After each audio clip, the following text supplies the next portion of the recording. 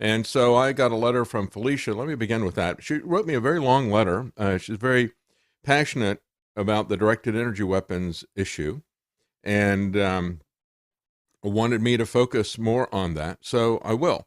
She said, "Hi, I've been listening to your show for years now. I was surprised you didn't give more credence to concerns about directed energy weapons regarding the fires in Maui.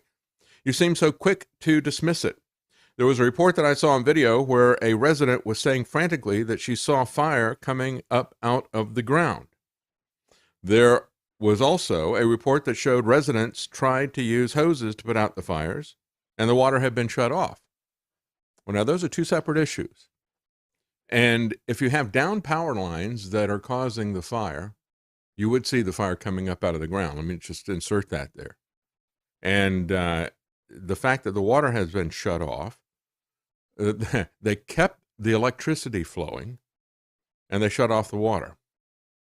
Exactly the opposite of what should have been done. And so there's a lot of different issues here.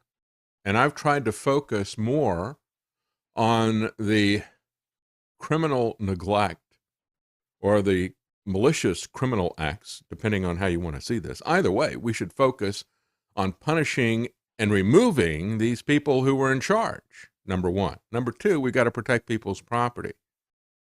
And that's why I haven't focused on the directed energy weapons. I feel that as a distraction. But let me go on with what she has to say. She says, I live in California in a high fire zone. There's a lot of suspicious activity surrounding these fires in California and the insurance companies and all that. And I was even contacted by my insurance company lowering my coverage just 2 months before the last fire in September in Riverside County. I'm not a conspiracy theorist. Well, I am. I'm happy to be a conspiracy theorist. As far as I'm concerned, that is also called an investigation.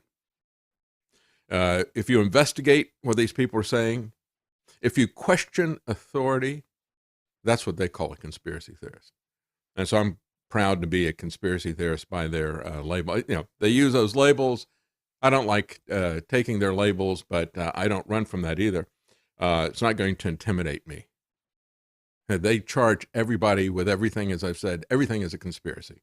Every crime they charge somebody, if they can find somebody else who's even tangentially associated with it, it's a conspiracy.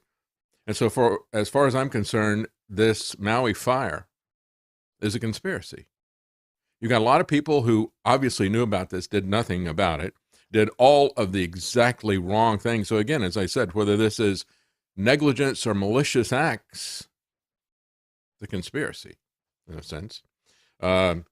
She says, but as soon as I saw the Maui fires, I knew that something was off. I respect you so much, but I don't understand why you don't get upset if someone thinks the government is using directed energy weapons. I get why you don't like Mike Adams, trust me, but that doesn't mean that if he happens to say something that it may turn out to be true and we just throw it out. Again, I don't support the idea that entire news organizations ought to be banned and that we never look at anything that anybody has to say. That's what the government does. That's what Microsoft does with NewsGuard, right? But of course, they don't ban the New York Times and the Washington Post and CNN because of their false Russiagate conspiracies. No, that doesn't apply to anything. And I could go on and on with other examples. But they don't look at things on an article by article basis. They look at them on, these people are dangerous with what they had to say because they oppose the government's official story. So they're banned. Whatever we're talking about, whether it's the election, whether it's a pandemic or the vaccine or anything else like that. And look, just like a broken clock, Mike Adams can be right twice a day even. I'll give him that.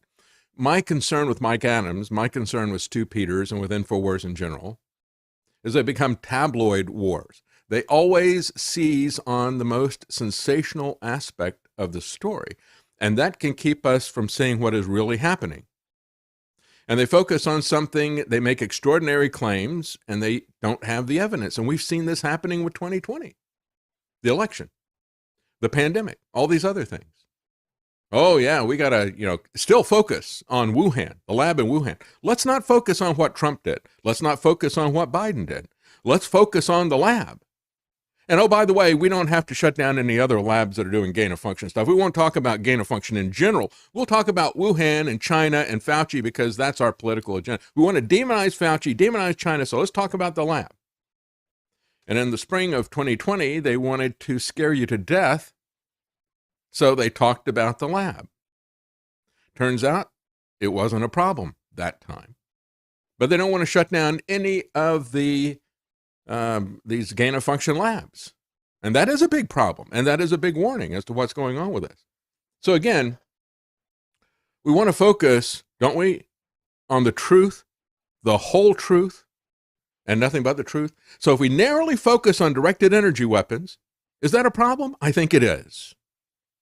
Because it doesn't give you the whole truth of the Agenda 2030 issue and what is happening in public lands based on environmentalism as a religion. Don't touch the land. It's sacred. Leave the stuff there to rot and turn into giant fuel canisters. So whenever a fire starts, whether it's natural or arson, and guess what? Most fires are started by arson. And it doesn't have to be directed energy weapons. Only you can prevent forest fires, right? I mean, it could be anything. But when people, not just carelessly throwing a cigarette out as they used to run these public service ads. We got videos of people doing this in Italy and in Greece and in other places. We know that it's arson. What is their motive? Well, that might be interesting for the people trying to catch them and prevent it. But we need to be focused not on the arsonists, whether the arsonists are the Pentagon or some migrant that's come in that hates this country now, or whether it is somebody who's trying to burn us all down, burn us out so they can take our land as part of a 2030 agenda. We need to focus, let law enforcement go after the arsonists, if you will. But more pressing to me is why you can't put the fires out. And that's what I'm going to continue to focus on. I'm going to continue to focus on that more than, because I can't do the investigation. I don't have the capability to find out who it was that lit a fire somewhere. We see the pictures. I've shown you the pictures of things like that happening in Europe. A drone caught a guy on a motorcycle just going along, starting one fire after the other. Who was he working? Was he independent on his own? An independent terrorist? Was he working for the government, trying to create chaos? I don't know. I don't have the resources to investigate that in Italy or in California or in Hawaii or other places. But I do know this, that it is a set policy, and we've seen this happen everywhere, from here in the Smoky Mountains to the Canadian Rockies and other parts of Canada to California to Hawaii. We've seen over and over again, and I've talked about this over and over again, that the way that they are doing land management, or I should say mismanagement, is responsible for these fires that we can't put out, regardless of how they started. And so the first thing that needs to be done is we need to remove these people in office who did these things. People who impeded the evacuation of people, as we've got reports that the police are doing it. That's true. They need to be removed. They need to be punished, and not just removed from office. They should be punished. But at the very least, remove them from office. If you've got people who were warned a decade ago about the fire condition hazards and did nothing to clean up the underbrush, remove them. Remove them. If you got a power company that didn't turn the power off when fires started, remove them. It doesn't matter how the fire started. It appears that the fire started with them, and they didn't remove that. I'm going to focus today on tomorrow's fires and what's going to happen if we don't do something about this. And there's something much bigger that's brewing here than directed energy weapons. And it's these mega storage facilities that go hand in glove with the solar power and wind renewables, as they like to call them. And you create these massive power stations. And there's one of them being created right here in Tennessee, northeastern Tennessee, not too far from where we live. It's one of many sites that are going to be put in by the TVA, massive number of sites, because the TVA has decided that they want to shut down our functional fuels, which they call fossil fuels. They're functioning. They're paid for. They're operating. And they want to come and they want to shut them down, put some new technology in that's a lot more expensive so the rich people can get richer.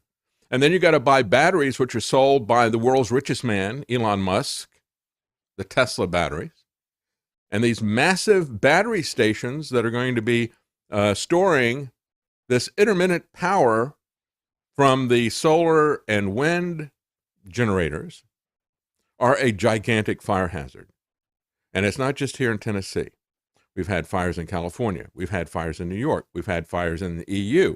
We've had fires in Arizona, all these other places. And when they start, you have a runaway battery fire, right? This is much bigger than a Tesla that catches fire and they can't put it out. This is a massive power station thing. You want to talk about how they're going to burn us down, burn us out, burn this country down, and burn us out of our homes? That's something you should look at. At the very least, they're going to make our energy more expensive. We don't need these things. It's a massive fire hazard. You want to talk about regulatory capture? You want to talk about bribing local officials? It's all there. And I'm going to talk about it, the examples that we've seen already in this country, what is happening here in Tennessee, what has happened in New York, what has happened in California, and these other places where they're putting this stuff in. We need to talk about tomorrow's fires today.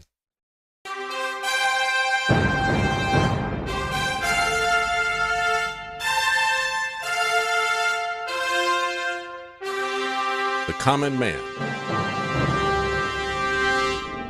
They created Common Core to dumb down our children.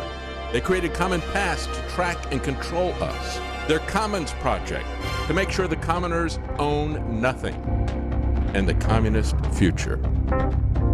They see the common man as simple, unsophisticated, ordinary. But each of us has worth and dignity created in the image of God. That is what we have in common. That is what they want to take away. Their most powerful weapons are isolation, deception, intimidation. They desire to know everything about us while they hide everything from us.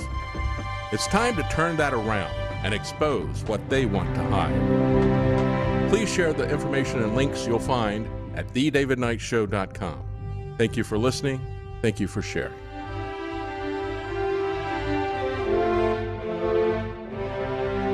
If you can't support us financially, please keep us in your prayers. davidknightshow.com.